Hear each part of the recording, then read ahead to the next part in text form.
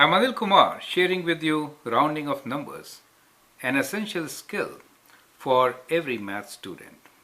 Question here is round to the accuracy indicated. We have three different columns. In the first column, we'll round to nearest 100. In the second, to the nearest 10. And in the third, to nearest tenth of a unit. Correct? Now, we have a couple of questions. You can pause and solve them yourself and check with my suggestions. That's one option. Second is I'll do some of them for you and then you can do the rest. So let's start with rounding to nearest 100. So when we round to nearest 100, the result is a number which will be in 100. For example, if we have 2645, this is 2645. But when we round it, it should be 2600 or 2700. What will it be? Whether 600 or 700? That will be decided by the number which is in tens place. Now in this case, tens place number is 4, which is lesser than 5. Since it is lesser than 5, this is rounded to 2600. So let me write it down as 2600, right? So that is in hundreds.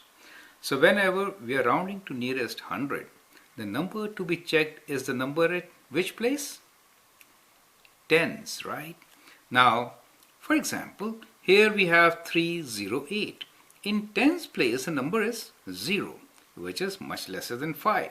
And therefore, this number will be rounded to 300. So let me write down this as 300, correct? Now let's take some other examples. Now in this case 251, number in tens place is 5. Whenever the number is 5 or more, we round to the higher 100. So it is 251 that gets rounded to 300. So this also 251 gets rounded to 300. So that is how we do rounding of numbers to nearest 100. Now let's take few typical examples. 45. Now 45, let's check the tens place. Tens place is 4, which is less than 5. So what should I get here? Now that's tricky. Actually speaking, here we have 0, right? It's not even 100. So this actually rounds to just 0. So if a number is less than 50, it is rounded to zeros. But if the number is more than 50, for example here it is 63. 6 is greater than 5. 5 or more, you have to round higher, right? So this is 063, it gets rounded to 100. That's kind of very important to know, right? Now sometimes you may have decimal numbers, correct? Now let's take the last example, 71.1. Well, it doesn't matter. Whatever we have in the decimal, the number to be checked is always tens place, right? Now you'll check number 7 and round it. So I think you can do it now. So we have understood how to round to nearest 100. Now let's move on and see how to round to nearest tens. Now when we are rounding to nearest tens, which number should we check? We have to check ones place, right? Rounding to tens means checking ones place. So that is the ones place. So these are the numbers which we should be checking for. And if these numbers are 5 or more, we have to round to a higher 10. That is the whole idea, right? So let's do this. 336. Now tens place is 6, which is 5 or more. Therefore, this will be 36 will be rounded higher. So it becomes 340. Do you see that? 12. Now the number in tens place is 2, lower than 5. So it will be rounded to 10 itself. Correct? Likewise, you can do the rest. 4. If you have to round 4, what should you round it to? Rounding to tens. It is less than 5. So this gets rounded to zeros. Do you understand? It's kind of tricky. So I'd like you to do these on your own and check if you really understood the concept. Correct? Let's do some more. And this time we are going to round to tens. Now tenth place is the place after that decimal. First place after decimal on the right. So we already have here 21 and this is 5 is in the tenth place and 3 is in the hundredths place. So this number is 21.53, 53 hundredths, right? Now, rounding this number to tens, what does it mean? It really means you have to check the hundreds place, right? So this is the number which we are going to check.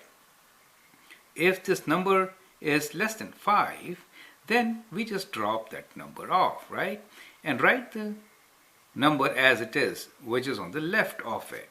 So what do we get? We get 21.5. So this is another way of looking into rounding. If the number is less than 5, drop everything on the right side of it, correct? So it gets rounded to 21.5.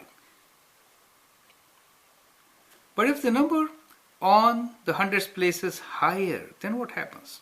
Then we have to increase this number by 1. Now if I increase 6.98 by 0.1, then what happens? Think about it, right?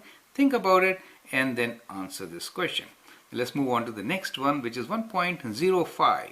Now 5 or more. So that means we have to increase this by 1, right? So it becomes 1.1. This is rounding to 10th place. Let's move on to the next one, which is kind of similar to what we left earlier. So here at hundredths place, we have 5. 5 or more, you have to increase it, right?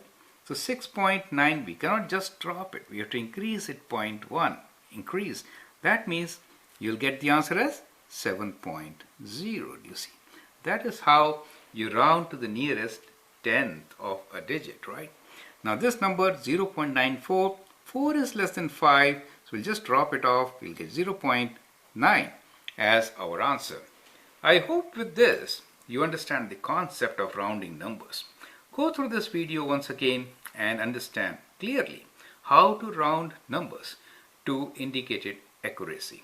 So most of the questions which we are going to do now onwards, there the answers may be required to be rounded. So rounding is essential for you to understand. I hope you appreciate it. Thank you and all the best.